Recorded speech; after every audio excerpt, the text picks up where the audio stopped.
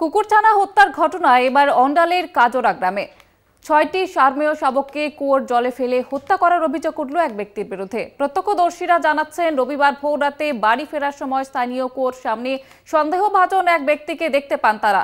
তার কাছে যেতেই অন্ধকারে চম্পট দেয় তারা। কুয়োর সামনে যেতেই তারা দেখেন ৮টি সারমেয়র মধ্যে জলের মধ্যে ছটফট করছে, যার মধ্যে ৬টি শাবক। এরপর তড়িঘড়ি সারমেয়গুলিকে তারা উদ্ধার করার চেষ্টা করেন। দুটি সারমেয়কে জীবন্ত অবস্থায় উদ্ধার করা হয়। ৬টি শাবকের উদ্ধার হয় মৃত অবস্থায়। ঘটনার জেরে চাঞ্চল্য ছড়িয়েছে গোটা এলাকায়। বাসিন্দা মামনি ধীবর জানিয়েছেন, শীঘ্রই ওই ব্যক্তিকে গ্রেপ্তার করে উপযুক্ত শাস্তি দিতে হবে। ঘটনা তদন্ত শুরু করেছে অন্ডাল থানার পুলিশ এবং স্বেচ্ছাসেবী সংগঠন।